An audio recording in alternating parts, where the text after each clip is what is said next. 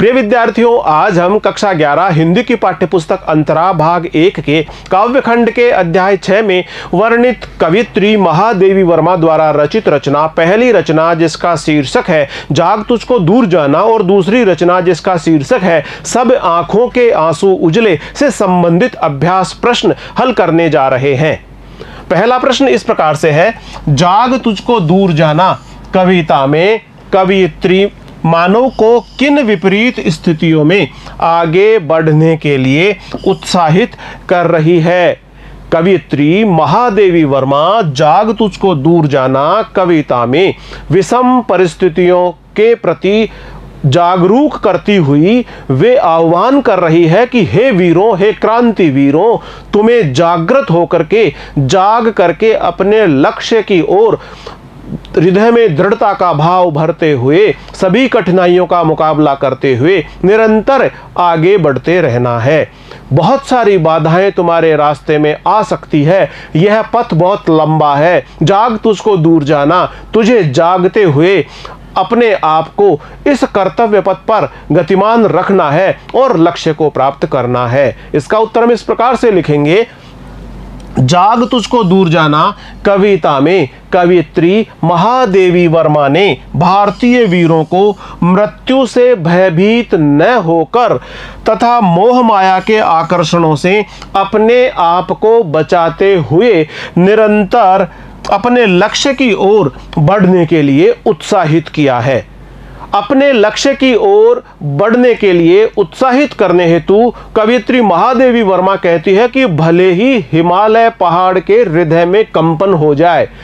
महादेवी वर्मा कहती है कि भले ही हिमगिरी के हृदय में कंपन हो जाए, चाहे प्रलयंकारी घनघोर भीषण वर्षा हो जाए, ऐसी वर्षा जो प्रलय ला दे और उस वर्षा के साथ में व्योम रोले यानी आकाश भी रोले, आकाश को निगलकर चारों ओर घनघोर अंधेरा छा जाए, चाहे मोम के सजीले बंधन यानी सामाजिक बंधनों का आकर्षण व्यक्ति को अपने मोह पास में बांधना चाहे, चाहे तितलियों के रंगीले पर उसे अपने मोह पास में बांधना चाहे, लेकिन महादेवी वर्मा कहती है, कवियत्री महादेवी वर्मा कहती है कि मानव को इन सभी स्थितियों से बचते हुए अपने लक्ष्य की ओर बढ़ते रहना चाहिए। और वे इन सब बातों को कहती हुई कि भले ही हिमालय में कंपन हो जाए, भले ही बहुत जोर से प्रलयंकारी तूफान और वर्षा आ जाए, भले ही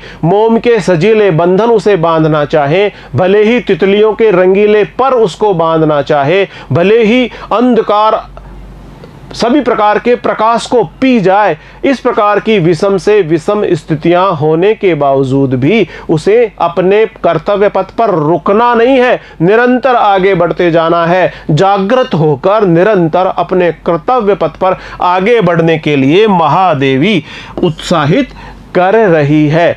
अगला प्रश्न है, कवियत्री किस मोहपूर्ण बंधन से मुक्त होकर मानव को जागृत करने का संदेश दे रही है। छायावाद की प्रसिद्ध कवियत्री महादेवी वर्मा अपने देश के वीरों को उत्साहित करती हुई यह आह्वान कर रही है कि तुम्हें मोम के सजीले बंधनों में यानी परिवार के मोह पास में, स्नेह बंधनों में नहीं बंधना है, सामाजिक स्नेह बंधनों में बंधकर अपने कर्तव्य पथ से विमुख नहीं होना है। साथ ही तितलियों के पर रंगीले भी यानी जो नव युवतियां हैं, उन नव युवतियों का मोह पास भी, उनका भुज पास भी और उनका आकर्षण भी तुम्हारे कर्तव्य पथ की बाधा नहीं बनना चाहिए। तुम्हें अपने लक्ष्य पर इन सभी आकर्षणों से मुक्त होकर निरंतर आगे बढ़ते रहना चाहिए। इसका उत्तर इस प्रकार से लिख सकते हैं, कवियत्री मानव को अपने परिवारजनों के मोहपास से, प्रेयसी के भुजपास एवं सांसारिक आकर्षण जिसमें सुंदर युवतियों और राग रंग के बंधन से मुक्त होकर जागृत होने का आह्वान किया है। कवियत्री चाहती है कि मानव अपने परिवारजनों के मोहपास से मुक्त रहे, प्रेयसी के भुजपास एवं सांसारिक आकर्षणों से वह मुक्त रहे, सुंदर नव युवतियों और राग रंग के बंधनों से भी वह मुक्त होकर जागृत हो जाए और जागृत होकर के वह अपने लक्ष्य पथ की ओर गतिमान हो जाए। उसके रास्ते में, उसके लक्ष्य पथ पर बहुत सारी बाधाएं हैं। विभिन्न प्रकार की बाधाओं का सामना मुकाबला करते हुए उसे बहुत दूर तक, अपने लक्ष्य तक पहुंचना होगा। कवित्री कहती है, जाग तुझको दूर जाना, यानी तुम्हारा लक्ष्य बहुत दूर है और तुम्हें जागृत होकर के अपने लक्ष्य पर पूरी दृढ़ता और कर्तव्य निष्ठा के साथ गतिमान होकर अपने लक्ष्य को प्राप्त करना होगा।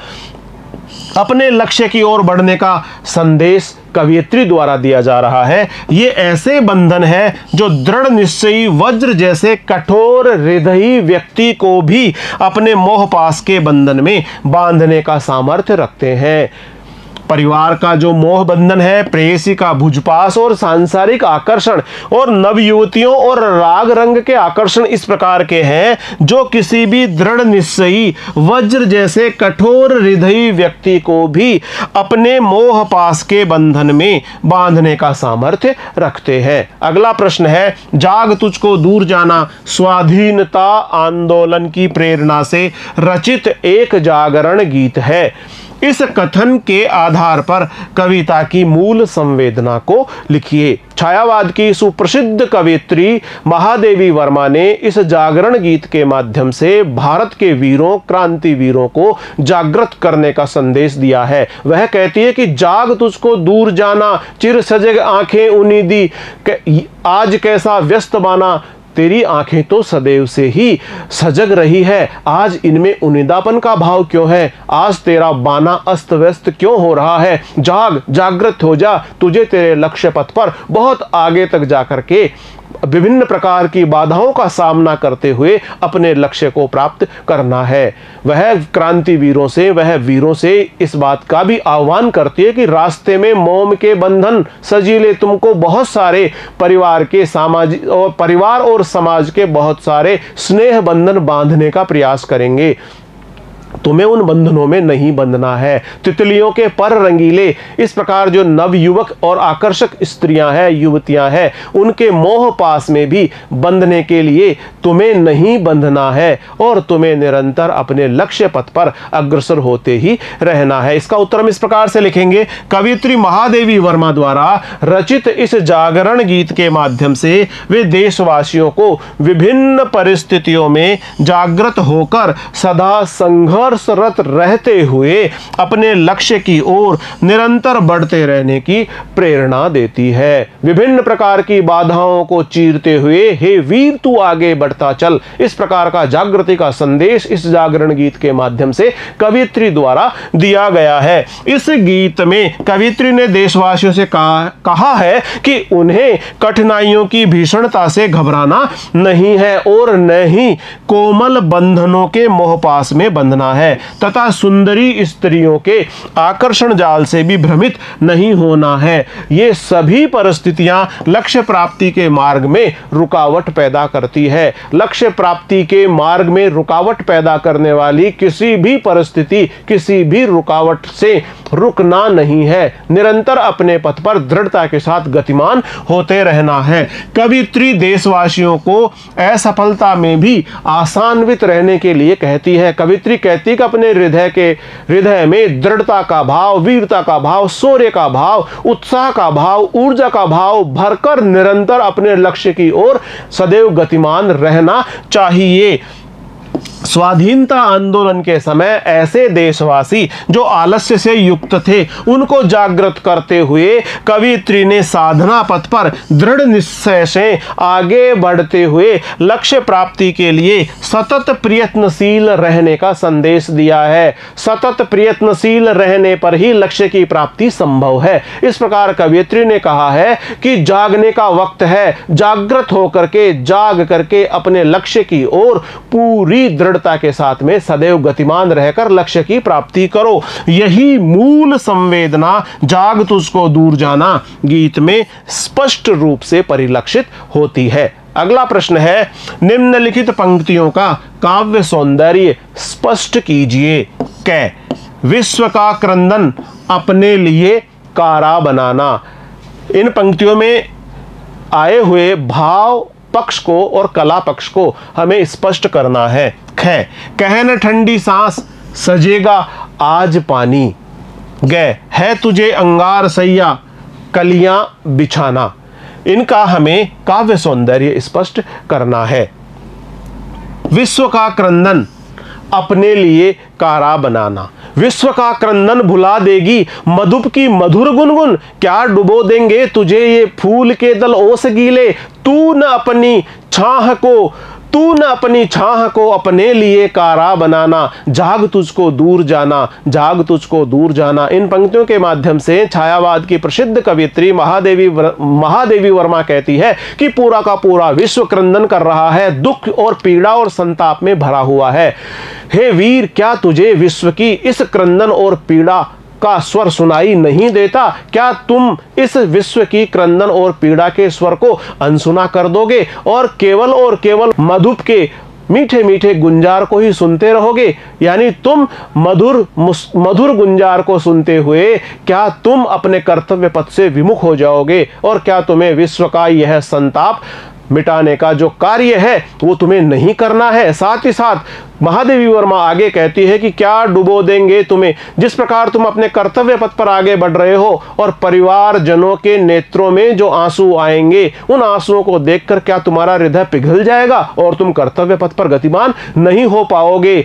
वह वीरों को और अधिक जागृत करती हुई आह्वान करती है कि तू न अपनी छाह को कारा बनाना। तू अपनी छाह को, अपनी परछाई को तू अपने लिए कारा से ऐसे कारागार यानी बंधन मत बना लेना। जाग तुझको दूर जाना, तुझे बहुत दूर तक जाना है। इन पंक्तियों का भाव पक्ष इस प्रकार से है। कवियत्री उन जुझारू साथियों को याद दिला रही है कि सारा संसार अनेक प्रकार के कष्टों से दुखी होकर चीख पुकार कर रहा है। बहुत व्याकुलता के भाव के साथ में पूरा संसार कष्टों से पीड़ित है। क्या तेरी आत्मा पर इन चीख पुकारों का असर नहीं होगा? और दूसरी ओर तुम भ्रमरों के मधुर गुनगुन को सुनने में ही लगे रहोगे। दूसरी ओर आकर्षण से भरे हुए राग रंग जो भ्रमरों के आकर्षक गुंजन के समान ही है, क्या तुम उनके अंदर ही लगे रहोगे? अपनी ओर खींचकर तुमको क्या ये मधुर भ्रमर का गुंजार तुमको पथभ्रष्ट नहीं कर देगा? नहीं, ऐसा कदापि नहीं हो सकता। क्या ओस से भीगी फूलों की पंखुड़ियां अर्थात तुम्हारे प्रियजनों के आंसुओं से भीगी आंखें क्या तुम्हारे संकल्प को शिथिल कर देंगी? क्या तुम्हारे संकल्प को कमजोर कर देंगी? इन पंक्तियों का कला पक्ष इस प्रकार से है। इन पंक्तियों में प्रतीकात्मकता का समावेश किया गया है। भौरों की गुंजार फूलों का आकर्षण सांसारिक आकर्षणों के प्रतीक है जो व्यक्ति के रास्ते में रुकावट पैदा करते हैं। व्यक्ति को किसी भी आकर्षण के बंधन में नहीं बंधना चाहिए। प्रतीक योजना, अनुप्रास अलंकार और व्यंजना का प्रयोग इसमें बहुत अच्छा बन पड़ा है। अगला प्रश्न है, निम्नलिखित पंक्तियों का काव्य सौंदर्य स्पष्ट कीजिए। कहन ठंडी सांस सजेगा आज पानी। कहन ठंडी सांस में अब भूल वह जलती कहानी। आग हो उर में तभी द्रग में सजेगा आज पानी। हार भी तेरी बनेगी माननी जय की पताका। राख क्षणिक पतंग की है अमर दीपक की निशानी। है तुझे अंगार सैया पर मृदुल कलियां बिछाना। जाग तुझको दूर जाना, जाग तुझको दूर जाना। कवियत्री महादेवी वर्मा कहती है कि हे अमर बलिदानियों, तुम अपने पुरखों की शौर्य, वीरता एवं पराक्रम से भरी उन कहानियों को मत भूलो और निराश होकर उन कहानियों को ठंडी आह भरते हुए निराशा के भाव के साथ में मत सुनाओ। यदि तुम्हारे हृदय में आग होगी, आग होने से आशय है यदि तुम्हारे हृदय में उत्साह होगा। यहां पर लक्षणा शब्द शक्ति का प्रयोग कवियत्री द्वारा किया गया है। यदि तुम्हारे हृदय में आग अर्थात उत्साह होगा तभी तुम्हारी आंखों में आंसू सज पाएंगे, तुम्हारी आंखों में पानी सजेगा। यहां पर पानी में श्लेष अलंकार है। पानी से आशय यहां पर है प्रतिष्ठा का भाव। तुम्हारी आंखों में यह सम्मान का भाव होगा, प्रतिष्ठा का भाव होगा, क्योंकि मन में जितनी दृढ़ता होगी उतनी ही आंखों में आत्मसम्मान की भावना आएगी। इसका कला पक्ष इस प्रकार से है। इन पंक्तियों में दूसरों के प्रति संवेदना का अर्थ व्यंजित होता है। उर में आग होना में लक्षणा शब्द शक्ति का प्रयोग हुआ है। उर से आशय है हृदय में आग होना, इसका आशय है हृदय में उत्साह का होना, इसका लक्ष्यार्थ है हृदय में उत्साह का होना। उर में आग होना, इसका लक्ष्यार्थ है हृदय में उत्साह का होना। पानी शब्द में श्लेष अलंकार है। पानी का एक अर्थ है जल और दूसरा अर्थ है प्रतिष्ठा। अगला प्रश्न है, निम्नलिखित पंक्तियों का काव्य सौंदर्य स्पष्ट कीजिए। है तुझे अंगार सैया कलियां बिछाना, है तुझे अंगार सैया पर मृदुल कलियां बिछाना, जाग तुझको दूर जाना, जाग तुझको दूर जाना। कवियत्री महादेवी वर्मा इन पंक्तियों के माध्यम से कहती है कि हे क्रांतिकारी देशभक्ति वीरों, तुम्हें तो अंगारों की सेज पर मृदुल कलियां बिछानी है। देश विषम परिस्थिति में फंसा हुआ है, विभिन्न प्रकार की बाधाएं और विषम परिस्थितियां देश को घेरे हुए है। हे क्रांतिकारी वीरों, तुम्हें इन विषम परिस्थितियों में यानी इन अंगारों की सेज में तुम्हें इन पर मृदुल कलियां बिछानी है। तुम्हारे हृदय में देशभक्ति के जो भाव है, उन भावों से प्रेरित होकर तुम्हें राष्ट्र सेवा करनी है। इन सभी बाधाओं को दूर करना है, इन सभी अंगारों की सेजों को हटाना है और उनके स्थान पर तुम्हें मृदुल कलियां बिछानी है, मृदुल पुष्प बिछाने हैं। तुम्हें तो अंगारों की सेज पर कोमल कलियां बिछानी है, अर्थात बलिदान के पथ पर अपनी देशभक्ति की कोमल भावनाओं को न्योछावर कर देना है। अंगारों की सेज पर अपने आप को मातृभूमि की पवित्र बलिवेदी पर बलिदान कर देना है। कवित्री कहती है कि हे वीरों, तुम जाग जाओ, स्वतंत्रता के पथ पर अभी तुम्हें बहुत दूर जाकर अपना लक्ष्य प्राप्त करना है। कला पक्ष इस प्रकार से इसका, अंगार सैया पर मृदुल कलियां बिछाना, इसमें विरोधाभास अलंकार है। अंगार सैया और मृदुल कलियां बिछाना, इसमें विरोधाभास अलंकार है। देश के लिए बलिदान होना और बलिदान होने के लिए जो नवयुवक जा रहे हैं उन्हें मृदुल कलियों के माध्यम से भी बताया गया है, प्रतीक रूप में इस प्रकार से बताया गया है। इसमें विरोधाभास अलंकार है। अंगार सैया में रूपक अलंकार है, अंगार रूपी सैया, इसमें रूपक अलंकार का सौंदर्य निहित है, शैली भावपूर्ण है एवं प्रतीकात्मक है। अगला प्रश्न है, कवियत्री ने स्वाधीनता के मार्ग में आने वाली कठिनाइयों को इंगित कर मनुष्य के भीतर किन गुणों का विस्तार करना चाहा है, कविता के आधार पर स्पष्ट कीजिए। कवियत्री महादेवी वर्मा चाहती है कि भारत के वीर, इस राष्ट्र के वीर क्रांतिकारी सभी लोग राष्ट्र की सेवा करने के लिए अपने लक्ष्य, अपने पथ पर, कर्तव्य पथ पर पूरी दृढ़ता के साथ आगे बढ़ जाएं और इसके लिए उन्हें अब सोना नहीं है, नींद को त्यागना है और उन्हें जागृत होकर कर्तव्य पथ पर आगे बढ़ते हुए चले जाना है। उन्हें किसी भी प्रकार की विषम परिस्थितियां हो, चाहे हिमगिरी में कंपन हो जाए, चाहे विभिन्न प्रकार के प्रलयंकारी तूफान आ जाए, आसमान रोले, चाहे पूरा का पूरा अंधकार प्रकाश को निगल जाए, कितनी भी प्रकार की विषम और चुनौतीपूर्ण स्थितियां आ जाए, लेकिन रुकना नहीं है, मार्ग में डटना नहीं है, मार्ग में पूरी तरह से दृढ़ता के साथ में आगे ही आगे बढ़ते जाना है। कवित्री कहती है कि हो सकता है तुम्हें मोम के सजीले बंधन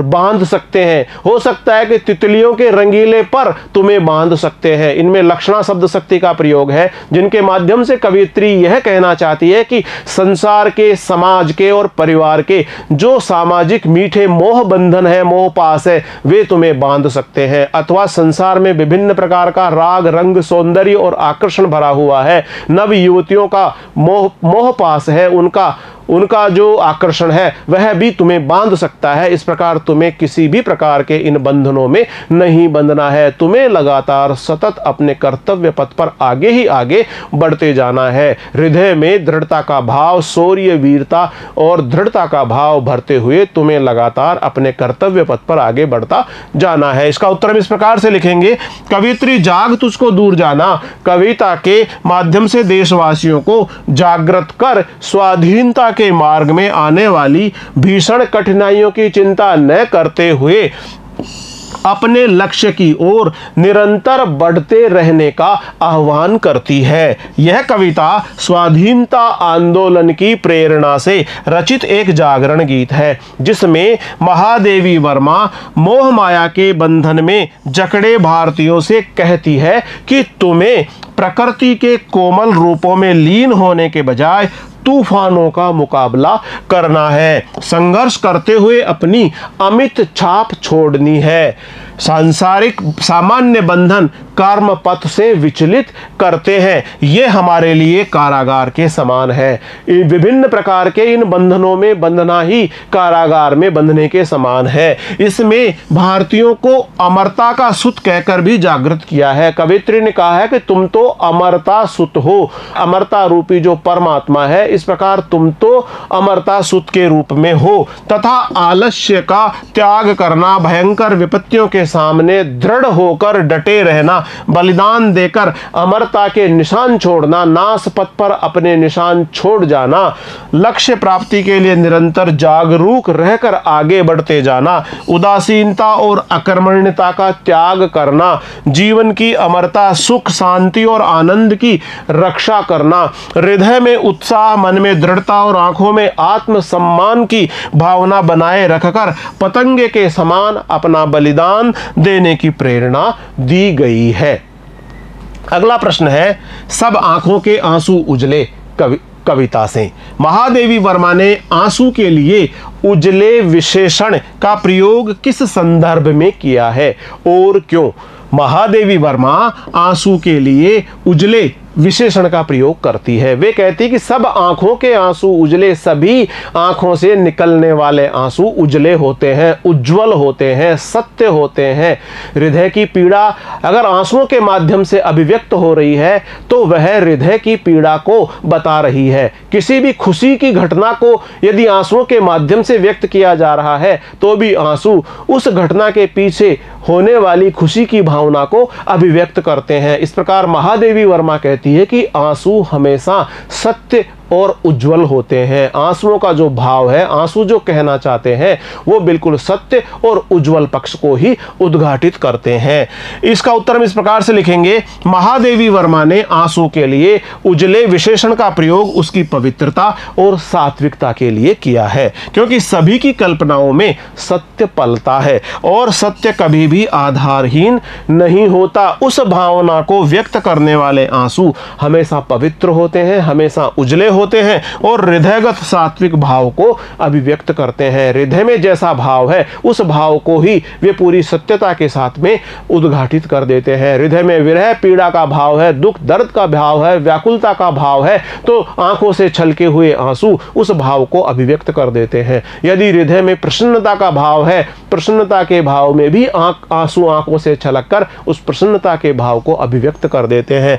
इस प्रकार उस भावना को व्यक्त करने वाले आंसू हमेशा पवित्र और उजले होते हैं और हृदयगत सात्विक भाव को वो व्यक्त कर देते हैं। अगला प्रश्न है, सपनों को सत्य रूप में ढालने के लिए कवयित्री ने किन यथार्थपूर्ण स्थितियों का सामना करने के लिए कहा है? सपनों को सत्य रूप में ढालने के लिए किन किन यथार्थों का सामना करने के लिए कहा गया है? जिस प्रकार से दीपक जल करके अपना प्रकाश फैलाता है, जिस प्रकार पुष्प बिखर कर खिलकर अपना मकरंद, अपना पराग रस, अपना मधु रस और सुगंध प्रसारित करता है, उसी प्रकार से हमें भी निरंतर कर्तव्य पथ पर गतिमान रहते हुए समर्पण भाव से संसार की मानवता की सेवा करते हुए लोगों में प्रसन्नता का भाव व्यक्त करना चाहिए, प्रसन्नता का भाव जागृत करना चाहिए।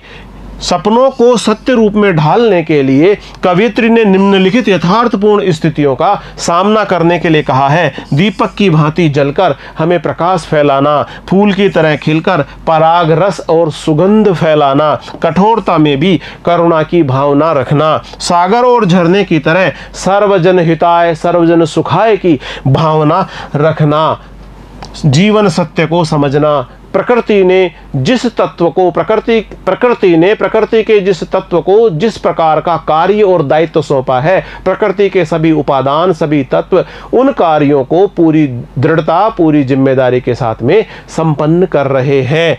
जीवन सत्य को समझना, जिस प्रकार प्रकृति ने दीपक को जलने का कार्य दिया है, फूल को खिलने का कार्य दिया है, तो फूल खिल रहा है, दीपक जल रहा है और अपने समर्पण भाव के साथ में पूरे संसार में प्रसन्नता का भाव अभिव्यक्त कर रहा है। प्रत्येक व्यक्ति के अपने अपने अलग स्वभाव की सच्चाई को जानना। अगला प्रश्न है, निम्नलिखित पंक्तियों का भाव स्पष्ट कीजिए। क, आलोक लुटाता वह कब फूल जला, इसका भाव स्पष्ट करना है। ख, नभ तारक सा हीरक पिघला, आलोक लुटाता वह कब फूल जला। आलोक लुटाता वह, आलोक लुटाता वह यानी हमेशा दीपक आलोक लुटा रहा है, प्रकाश लुटा रहा है, अंधकार को दूर कर रहा है। और सौरभ देता झर, सौरभ यानी पुष्प जो है वो झर करके अपना सौरभ, अपना मकरंद लुटा रहा है।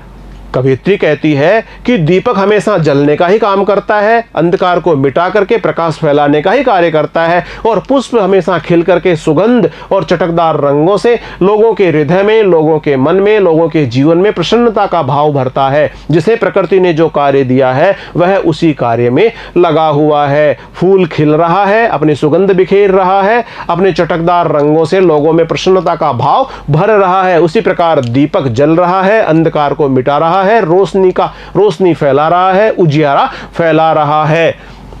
कवित्री कहती है कि दीपक जलकर प्रकाश फैलाता है तो वहीं फूल खिलकर सुगंध बिखेरता है। दोनों ही समर्पण भाव से परमार्थ में लगे हुए हैं और संसार के लोगों को प्रसन्नता प्रदान करते हैं। दोनों ही पक्के संगी साथी हैं। इनके बावजूद दोनों में एक मूलभूत अंतर यह भी है कि दीप यानी दीपक कभी खिल नहीं सकता और फूल कभी जल नहीं सकता। प्रकृति ने जिसको जो कार्य सौंपा है उसको वही कार्य करना रुचता है, शोभा देता है। सभी के अपने अपने सत्य हैं। कुछ समानता होने के बावजूद व्यक्तित्व की पृथकता तो बनी रहेगी। दीपक को जलकर प्रकाश फैलाना है तो वह जलकर प्रकाश ही फैलाएगा। फूल को खिलकर सुगंध बिखेरनी है तो फूल खिलकर सुगंध ही फैलाएगा।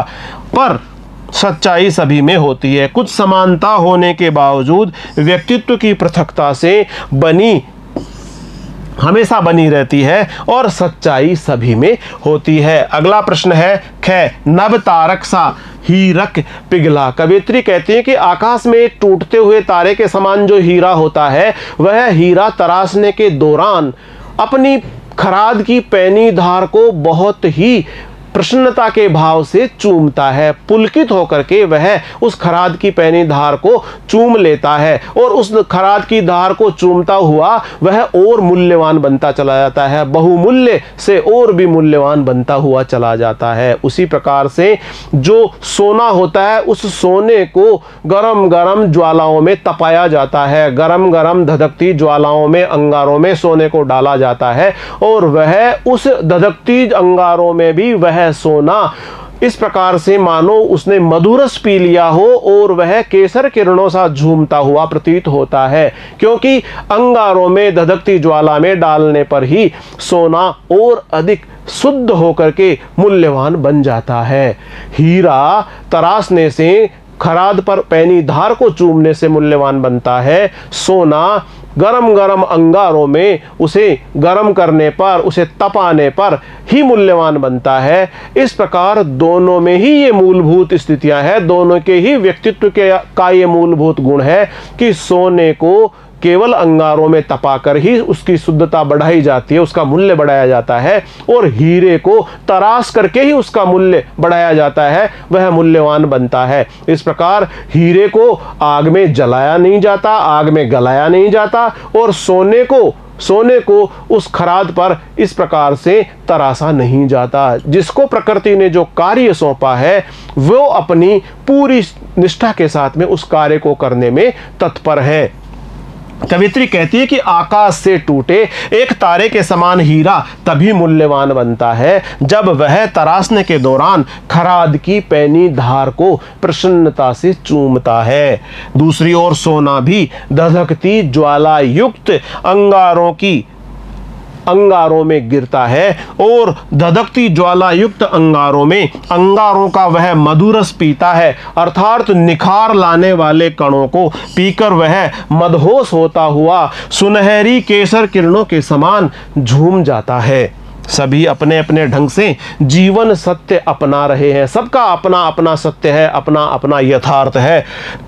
कवियत्री कहती है कि बहुमूल्य या अनमोल बना रहने के लिए न तो सोना टूटता है और न ही हीरा पिघलता है। इस तरह इन दोनों को बहुमूल्य बने रहने के प्रयास में अनेक कष्ट सहने पड़ते हैं और जो जिम्मेदारी, जो दायित्व प्रकृति ने इनको दिया है, सभी अपना अपना दायित्व, अपनी अपनी जिम्मेदारी पूरी निष्ठा के साथ निभा रहे हैं।